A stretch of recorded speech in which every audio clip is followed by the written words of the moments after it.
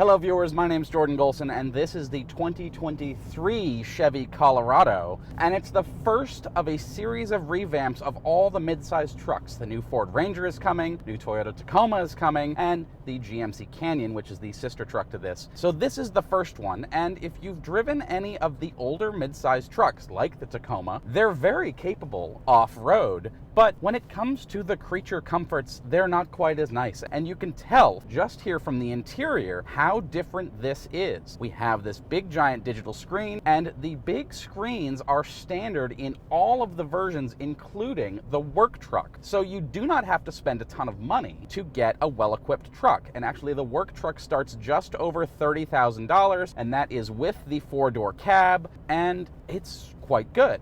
This, of course, is not that. I am in the Z71 package, which is the peak package that you can get right now. A higher-end ZR2 off-road package is coming later as well. But for now, you have this. This one weighs in, with all the features, around $50,000, just shy of that. I think it's $49,600 or something. I just looked that up. 3 engine options, all based on the same 2.7-liter 4-cylinder engine. And they basically go up. There's the base model, which is in the work truck and the LT. It's perfectly adequate, especially if you're not going to tow anything. And then you can move up to the more powerful one, and there's 2 flavors of that. One is the high output, which adds some more torque. Other than that, the horsepower is the same. All of the engines are good. The more expensive, more powerful ones do include things like sound deadening and stuff like that to make it a little nicer in here. None of the engines, I have to say, are particularly quiet or nice sounding, but they all produce, and if you're buying a mid-sized truck, I don't think you're too worried about how your engine sounds, other than like you wish it was big and throaty and whatever, and maybe the ZR2 will have that. One thing that's cool about them, literally, is that one of the ways they get so much horsepower out of the smaller turbocharged engine is that they have a electric water pump. And so what that's doing is that's flowing coolant through the engine to keep it cool. Now, normally water pumps are just run off the engine. So as the engine spins, it turns the water pump and water circulates through. Now, the one in this engine is electric. And the reason for that is, let's say you've been towing up a hill or something like that, and you come to a stop at a red light, and now your engine is idling at 700 RPM. Your impeller on your water pump is not spinning very fast, and it's not cooling the engine as much as perhaps it could be. Now, what do you do to solve that problem? Well, you can't just rev the engine up. That doesn't work. So what they did is now it's electrically powered, and so the water pump can spin at full speed even when the engine is idling. If you're, going up that hill on a hot day and you come to a stop at the red light, your engine will still be keeping itself cool, which is part of how they can get so much power out of the engine. To me, on the other hand, much more interesting than the new engines is the interior, which has been completely reworked. And I have to say the Chevy Colorado was not my favorite interior of the Ranger and the Tacoma, but it has been totally redone, and now this is definitely my favorite, at least until the new ones come out. Big screen here, and this is running Android Automotive, and so you get real Google Maps on here, and then you'll be able to do music and podcast app, Google News app, all things like that, and theoretically, eventually, you'll be able to download other apps, Spotify, stuff like that. It does do wireless CarPlay and Android Auto, so you can do those if you want, and then there are all manner of things that you can change, settings. I can go into the camera, really high quality camera as well. The new Chevy systems have terrific cameras, and so in here there's a ton of different modes. I can just look forward if I want, I can look behind me, I can do a 360 view there. Now, it's not exactly a big truck, but if you are worried about parking in a tight area or something, this is fantastic. And then they got some tow modes, and looking behind you so you can align for the tow hitch. It's got park assist, so it's got the ultrasonic sensors, all that. This one, the Z71, is absolutely loaded. It's got a sunroof, physical knobs here to change the temperature, heated seats, cooled seats, and it's actually a fairly luxurious truck for being a mid-size pickup, which it should be, for $50,000. Merging on the highway here, plenty of get up and go, adaptive cruise control, get the little warning there, and you can change the distance and the gap between the cars, and you can adjust your speed. It does not have GM's Super Cruise, which is a little disappointing because, hands-free driving as you drive down the highway, that'd be pretty cool. It's pretty comfy. The seats are fine. I don't know that I would want to spend 50 hours in them driving across the country, but they certainly do well. The steering wheel feels nice. A ton of buttons up here. The only one you really have to worry about about is this that says auto, and so you do that for the climate control, and then over here on the left and right you have heater button and ventilated seat buttons as well, so you can turn those on, passengers on that side. I love this button right here, and I'm not going to do it because I'm driving on the highway, but when you press this down, all 4 windows roll down. And that seems like a silly thing because you could just use the buttons over here. But there you have to press 4 buttons, and here you only have to press 1. One thing it doesn't do is the windows don't roll up. You have to roll them up manually. Also annoying, auto start stop, which saves on fuel when you stop. It turns the engine off. It's here forever, thank you EPA. Then you got buttons. This one's an aux, so you can connect it to, because this is an off-road truck, right? You could put lights on the front or a winch or different things that you want to provide power to, and you've got that aux switch. As of right now, it doesn't do anything except for illuminate a little light right there, and so that's nice. You do have a nice storage bin here, USB-C, USB-A. Got the drive mode selector here, so I can spin that, and you get a lovely little screen that pops up and be normal, off-road, tow haul, terrain. For auto mode here, you've got a 2 high, 4 low option, so it does have a 2-speed gearbox, which is nice. I would just leave it in auto, but if you do go off-roading, it is nice electronic parking brake here, and then a nice real shifter, PRNDL right there. And then it does have buttons on the side, so if you put it in L, then you can sort of manually choose what your top gear is. 2 big cup holders here, I like that, and there's this little vertical thing where you can put your phone. Back here you have 2 more cup holders and another vertical slot for another phone. So that's kind of cool to have it there, and so if you are going off-roading, you're getting tossed around a little bit, you've got a place to put that. OnStar, so you got the emergency button there. You do get, of course, a rear view mirror. This one's not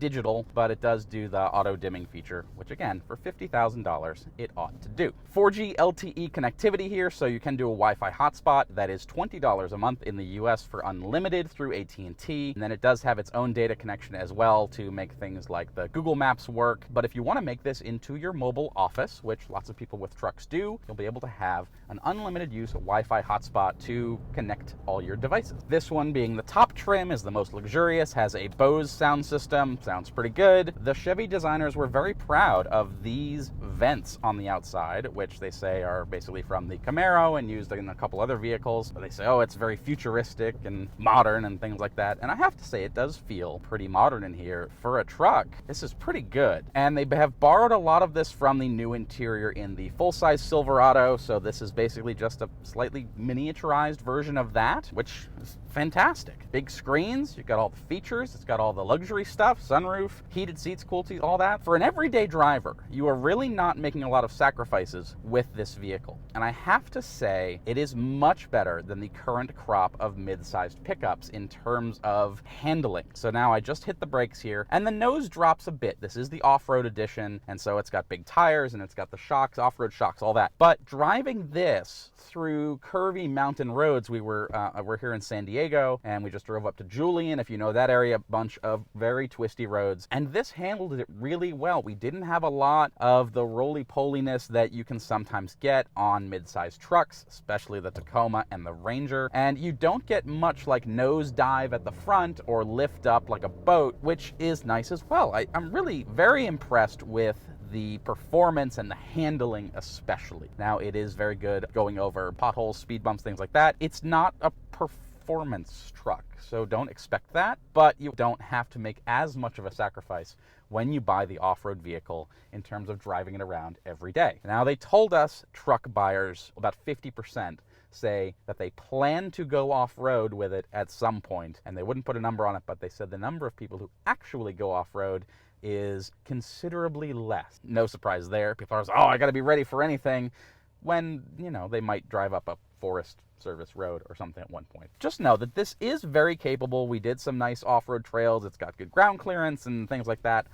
If you're doing sort of the hardcore off-roading stuff, you can either take this and upgrade it, or you can wait for the ZR2, which I hope to drive later this year. I really don't have any huge complaints with this other than I don't think I'd buy this one. $50,000 is a lot, even with Bose stereo and heated seats and all that stuff. I might be tempted to get the Chevy Colorado work truck for just under $31,000.